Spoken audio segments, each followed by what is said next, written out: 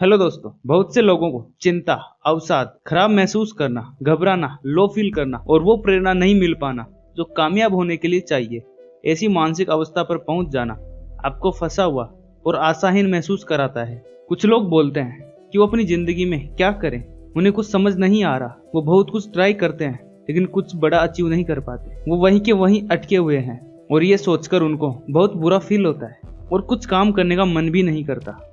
वो कई बार बहुत मेहनत से काम करते हैं लेकिन रिजल्ट नहीं दिखते। लेकिन सच तो ये नहीं है। वो काम को बहुत टालते हैं और उनका काम करने का मन ही नहीं करता जब तक कि वो काम उनके सर पर ना आ जाए। लोग सोचते तो हैं कि वो कुछ तो करेंगे और बहुत ज्यादा कोशिश करने के बाद भी वो मोटिवेशन नहीं ला पाते। जिन लोगों के साथ ऐसा होता है वो दिन भर छोटे छोटे काम करना और ज्यादातर टाइम मोबाइल में चला जाता है। शॉर्ट्स, नेटफ्लिक्स, चैटिंग करना, इन सब में अपना पूरा दिन वेस्ट कर देते हैं। और ये चीज किसी एक इंसान के साथ नहीं है बल्कि ज्यादातर लोगों के साथ यही प्रॉब्लम है। हमारा माइंड हमें वही काम करने देता है जिसमें उसे मजा आता है। हमारे माइंड को अच्छा कब लगता है? हमारे माइंड को जब डोपामिन रिलीज होता है, जब हमारे माइंड को कोई रिवॉर्ड मिलता है तब उसे अच्छा लगता है।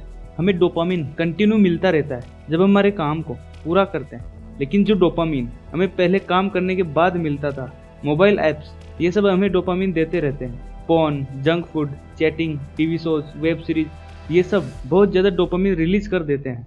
अब हम जितने भी काम कंप्लीट करते हैं उनमें इतना ज़्यादा डोपामिन रिलीज नहीं होता, हम अच्छा फील नहीं करते। और यही तो प्रॉब्लम की जड़ है।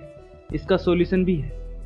जितनी भी ये हाई डोपामिन देने वाली चीज़ें हैं उनको कम करें और फिर उन्हें बंद कर दें। हमें इतने आसानी से डोपामिन मिल जाता है तो हम एक तरह से उनके आदी हो रहे हैं। किसी चीज़ का आदी होना सही नहीं है और यही एडिक्शन हमें एंजाइटी, डिप्रेशन फील कराने के लिए ट्रिगर करता है। अति उत्तेजना वाली चीज़ों को कम करना पड़ेगा। जो चीज़ें हमें ज़्यादा उत्तेजित कर देती है, जो हमारी डोपामिन को ज़्यादा रिलीज करवा देती है, उन चीज़ों को कम करना पड़ेगा। एक स्टडी में ये पता चला है कि हमारे दिमाग में एक दिन में 50,000 से ज़्यादा थॉट्स आते हैं और यही थॉट्स हमारी क्वालिटी ऑफ लाइफ पर असर डालते हैं। एक साइंटिस्ट विलियम पीटर हार्ट्स ने 4 एक्सपेरिमेंट किए जिसमें लोगों के ग्रुप को 2 भागों में बांटा और एक ग्रुप को बोला वो सिर्फ उन चीज़ों और दिनों के बारे में सोचे जो उनके पास्ट में सबसे अच्छे थे और उनको खुशी देते थे। वहीं दूसरे ग्रुप के लोगों को अपने पास्ट के सबसे बुरे दिनों को याद करने के लिए बोला। इसी तरह कुछ दिन चलता रहा। फिर उन्होंने ऑब्जर्व किया कि जिन्होंने अपने पॉजिटिव इवेंट्स के बारे में ज़्यादा सोचा वो ज़्यादा खुश रहने लग गए। वहीं दूसरी ओर जो अपने नेगेटिव एक्सपीरियंस के बारे में सोचते रहते थे वो टाइम के साथ दुखी और अनप्रोडक्टिव रहने लगे। इससे साबित होता है कि हमारे थॉट्स हमारे ब्रेन के फिजिकल स्ट्रक्चर को भी चेंज कर सकते हैं, जिसे साइंस की भाषा में न्यूरोप्लास्टिसिटी बोलते हैं। हम बाहरी लोगों के अलावा खुद से भी बात करते हैं, जिसमें हम 2 तरह के सेंटेंस यूज करते हैं। एक होता है जिसमें हम सीधे बात करते हैं यानी असर्टिव, और एक होता है जिसमें हम स्टोरी टाइप में बात करते हैं यानी नैरेटिव। असर्टिव का एग्जाम्पल, जब हम खुद को बोलते हैं I am great, I am genius, I am stupid, I am idiot.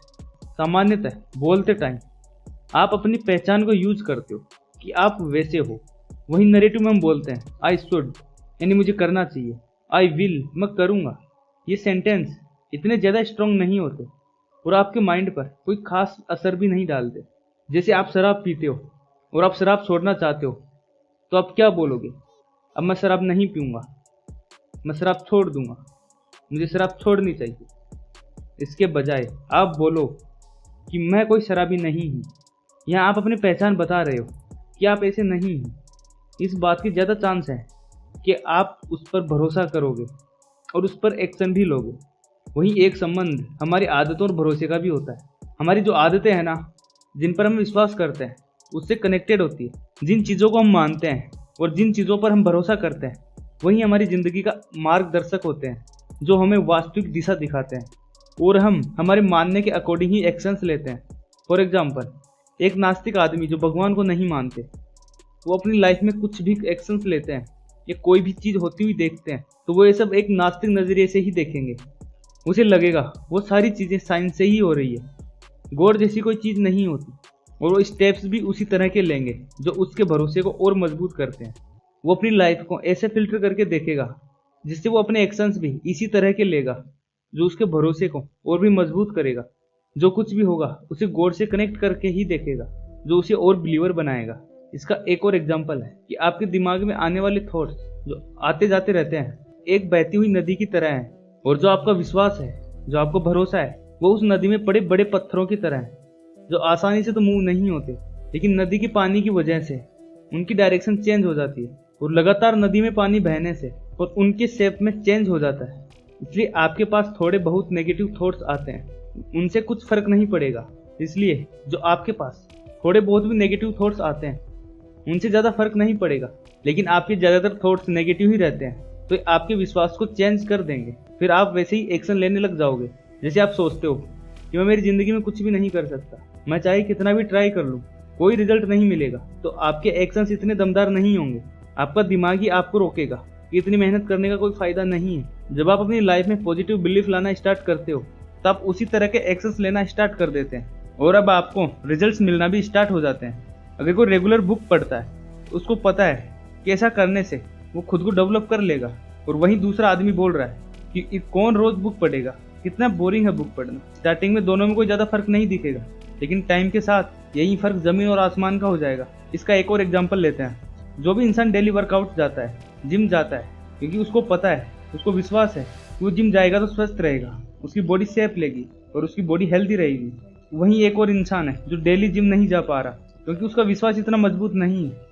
उसको लगता है कि वो डेली जिम जा ही नहीं सकता, उसको लगता है कि मेरे से तो हो ही नहीं पाएगा, ये चीज़ बहुत डिफिकल्ट है।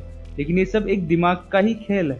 अब ऐसी बहुत सारी चीज़ें हैं जो आपने अपने दिमाग में बिठा रखी है कि मैं इनको नहीं कर सकता या मेरे से नहीं होगी, और आपको इनके बारे में पता भी नहीं है कि आप इन पर क्या एक्शंस लें।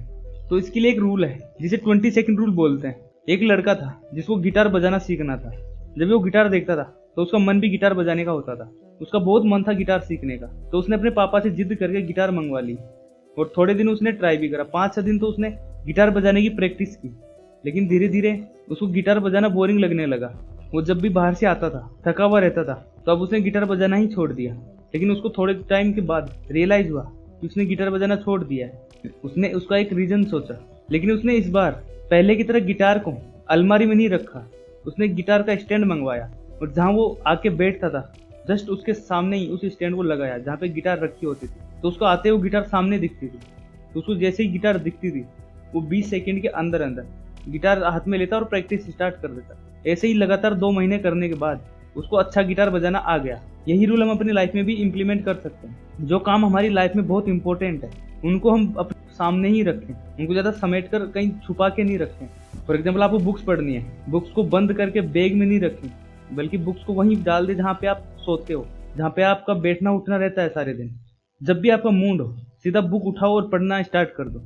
जब भी हमें किसी काम को स्टार्ट करने में 20 सेकंड से ज़्यादा लगते हैं तो इसके 80% चांस है कि हम उस काम को नहीं करेंगे। और जो भी आपकी लाइफ का इंपॉर्टेंट काम हो उसे अपने सामने ही रख। अगर आप वीडियोस बनाते हो, वीडियो रिकॉर्ड करते हो, तो आप अपने जितने भी इक्विपमेंट है, लैपटॉप, माइक स्टैंड, जितनी भी चीज़ें हैं, आप उनको समेट के ना रखें। लैपटॉप को बंद करके माइक को हटा के पूरा पैक करके कहीं नहीं रखें। पूरा सेटअप एक जगह ही पटक दे। बस आपका जब भी मन हो सीधा आओ, रिकॉर्ड करो और उसको वैसे ही छोड़ दो। इसके आपके 80% चांस ज़्यादा हो जाएंगे, बहुत ज़्यादा वीडियो रिकॉर्ड कर पाओगे। आपको इतना जोर नहीं आएगा, क्योंकि उस लड़के के साथ भी यही होता था। वो जब भी आता था तो उसको एक लंबा टास्क करना पड़ता था। वो उठता था, अलमारी में जाता, गिटार को निकालता, फिर बजाना स्टार्ट करता। वो स्टार्टिंग का प्रोसेस करने में ही हमारा दिमाग हमें ना बोल देता है। आई होप आपके लिए वीडियो यूजफुल होगी। अगर आपको इस वीडियो में कुछ भी मिसिंग लगा है या आप कुछ सजेस्ट करना चाहते हो तो आप मुझे कमेंट बॉक्स में बता सकते हो। मैं आपके सारे कमेंट्स पढ़ता हूँ। अगर कोई कमेंट मुझे इंपॉर्टेंट लगा मैं उसका रिप्लाई भी करूँगा, तो प्लीज़ आप कमेंट जरूर करें और वीडियो को लाइक, शेयर और सब्सक्राइब करना तो भूलना ही नहीं। Go for self development. जय हिंद।